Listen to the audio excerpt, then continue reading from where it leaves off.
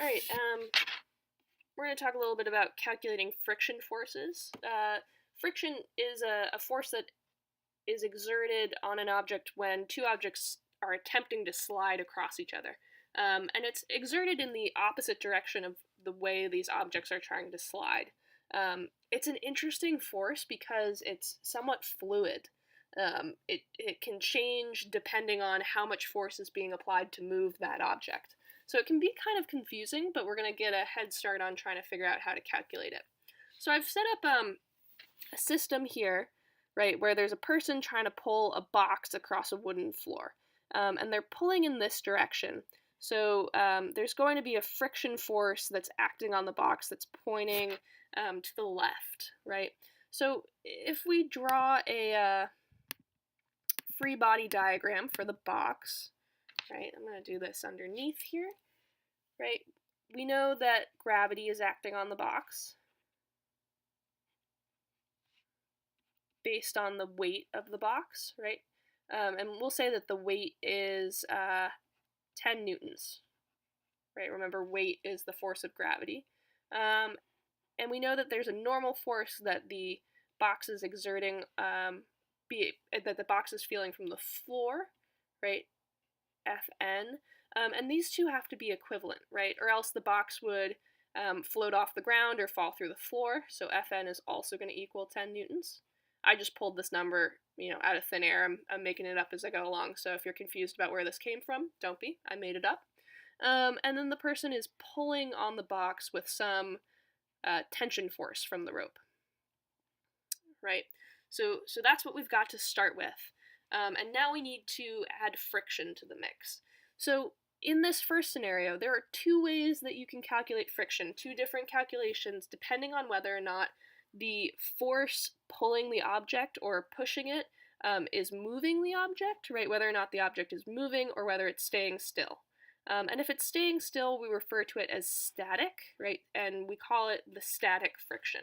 So we're going to start by trying to calculate the static friction of this object. And if the object is sitting still, right, that means that the acceleration equals 0. So that means that F net must also equal 0, right? There's no net forces. And if there's no net forces, that means that all the vectors cancel. So our static friction must be equal to the force of the pull, right? Now, this can be tricky because if you've ever tried to move something really heavy, you can start off pulling on it lightly, right? And then start pulling even more and it still doesn't move, right? The object still has 0 acceleration even though you keep adding more and more forces. That's because the static friction can change, right? The static friction might grow. And that's represented in this calculation for static friction. So this is just for static friction, right? If you're calculating static friction, it's an inequality. Static friction is less than or equal to this funky, we call this a mu static, which is actually, this is called the static coefficient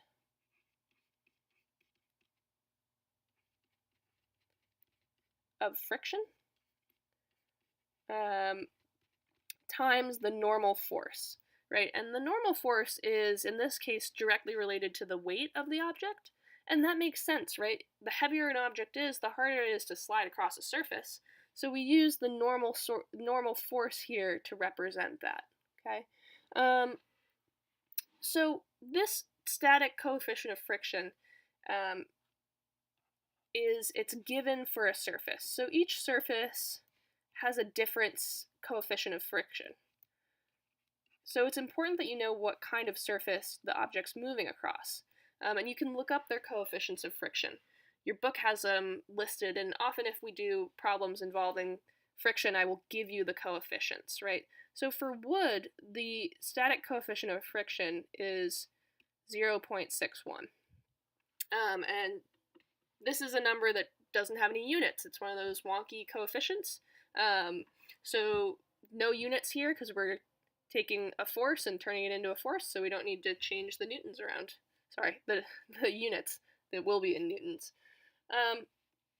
So to calculate this, right, given the numbers that I've put out here, our friction force is going to be something less than or equal to 0.61 times 10 newtons, right? We know in static friction that our friction force is going to be less than or equal to 6.1 newtons. That's sort of the threshold of force that the wood can pull back on the box, right? What happens if you increase your pull force past 1.6 newtons, right, the tension force?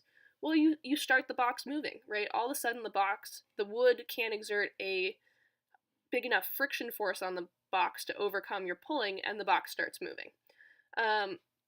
But when you start the box moving, doesn't mean that friction goes away, right?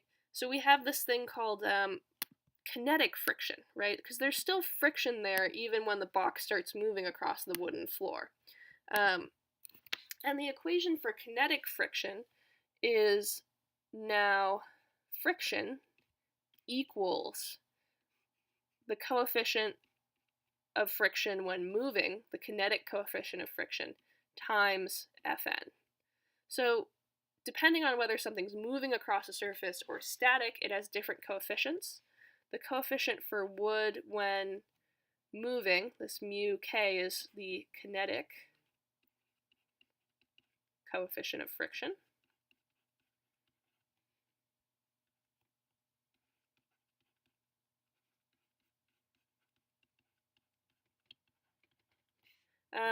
And for wood, right, would be different if it was, carpet or ice. The kinetic coefficient of friction equals 0.48. Okay, so we can go ahead and solve. Our normal force is going to stay the same as above. Friction equals 0.48 times 10 newtons. So our friction force when the box is moving, right, once we've started it moving, is going to be different than if it's static.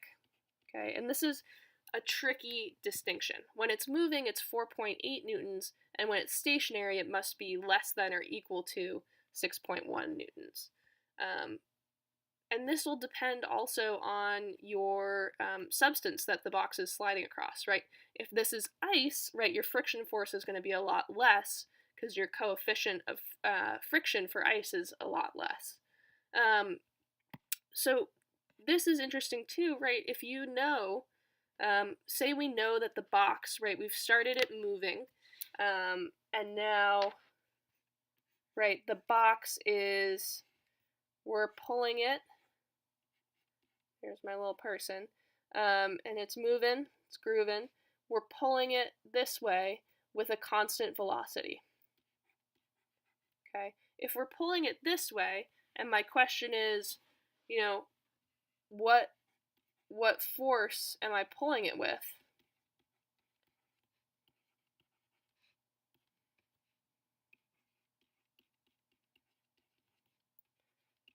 Right? Since we've started it moving, right, and it's moving at a constant velocity, this is telling us that it's also balanced forces, right? All the forces need to be balanced, right? So they're balanced in the vertical direction, right? We did that, Fn and Fg.